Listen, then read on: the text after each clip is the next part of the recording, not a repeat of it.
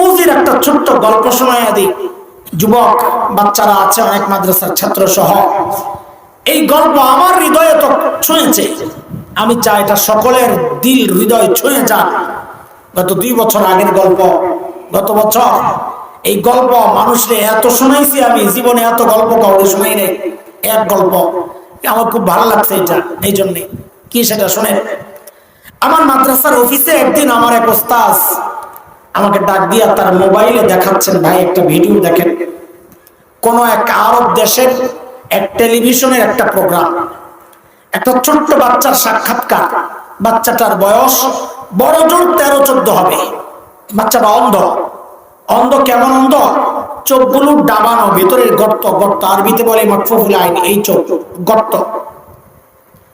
যিনি প্রোগ্রামটা পরিচালনা করছেন, উপস্থাপক, সঞ্চালক, পরিচালক, তিনি বাচ্চাটাকে জিজ্ঞেস করছেন, আচ্ছা তোমার যে চোখের নিয়ামতটা নাই, তুমি কি আল্লাহর কাছে নিয়ামতটা ফেরত চাও?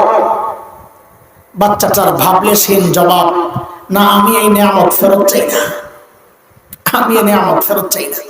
আমি তো অবাক হয়ে গেছি, আরে বলি কি, চোখের মতো নিয়ামত ফেরত চায় না? কেমন কথা, বোকা নাকি? পরে চিন্তা করলাম, বয়স কম তো, এখনো ম্যাচুরিটি আসে নাই, বুঝ আসে নাই। চোখের নিয়ামত কত বড় নিয়ামত, তাই হয়তো মানা করে দিচ্ছি। তা আমি তো ভিডিও দেখা অবাক হইছি, কিন্তু যিনি সামনাসামনি বসা তার তো আরো অনেক বেশি অবাক হওয়ার কথা। সামনাসামনি তো তিনি অনেক অবাক হয়ে জানতে চাইলেন, জিজ্ঞেস করলেন, লিমাজা, আরে কেন তুমি এই নিয়ামত ফেরত চাও না? এটা কেমন কথা? আরে বাচ্চাটার জবাবটা শুই না আমি বুঝছি, বোকা তো না, বোকা তো আমি, বোকা তো আমি। আল্লাহকে হাজির নাজির রেখে বলছি, ওর জবাবটা শুনে আমি সাথে সাথে কান্না করে দিচ্ছি। বলি কিসে? আরে বললো কিসে? তাকে যখন জিজ্ঞেস করা হলো, তুমি কি এই নিয়ামতটা ফেরত চাও? সে না, চাই না। কেন চাও না? সে বলে কি জানেন, দুনিয়ায় কি পুঁজি বানাইছে, ওই পুঁজির গল্প শোনাইতেছি, কি পুঁজি বানাইছে দেখেন। বলে দুনিয়ায় আমি এই নিয়ামতটা এই জন্য ফেরত চাই না, যেন হাসরের মাঠে যখন বিচার শুরু হয়ে যাবে, যখন আমার ডাক পড়বে, দেখেন এই ছোট্ট বাচ্চার কি ডাক, অথচ তার চিন্তাটা কত পবিত্র, পরিচ্ছন্ন, পরিষ্কার, কত উঁচা। বলে যখন আমার ডাক পড়বে, আমি দুনিয়ায় নিয়ামত এই জন্য ফেরত চাই নাই, যখন আমার ডাক পড়বে তখন যেন আমি আমার মালিকের সামনে নত জানু হয়ে বলতে পারি, ও আমার মালিক, দুনিয়ায় তো তুমি আমার এই নিয়ামতটা দাও নাই, ওগো মালিক, আজকে এই ওসিলায় কি আমার আযাবটা একটু কমায় দেওয়া যায় না মালিক?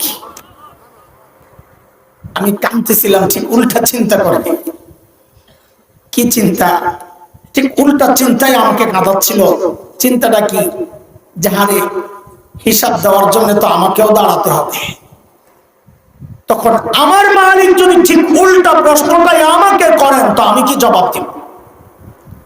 আমার মালিক যদি আমাকে জিজ্ঞেস করেন, এরে হাসান জামিল, তোকে তো এই চোখের নিয়ামতটা দিছিলাম, তুই তো ভোগও করছস, এখন আযাবটা একটু বাড়াইয়া দিই, তো আমি কি জবাব দিব?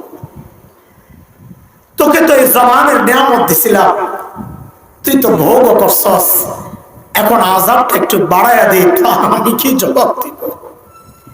এর যুবক, তুমি কি জবাব দিবা? বাবা, আপনি কি জবাব দিবেন? মা কি জবাব রেডি রাখছে? কার কি পুঁজি আছে বলেন? কোন পুঁজির ভরসায় এমন নিশ্চিন্ত জীবন যাপন করছি? হ্যাঁ, কোন পুঁজির ভরসায়? পুঁজি তো আছে, একেবারে যে শূন্য তা তো না। আমল নামায় পুঁজি কিছু আছে, কিন্তু সেই পুঁজি হইল গুনাহ।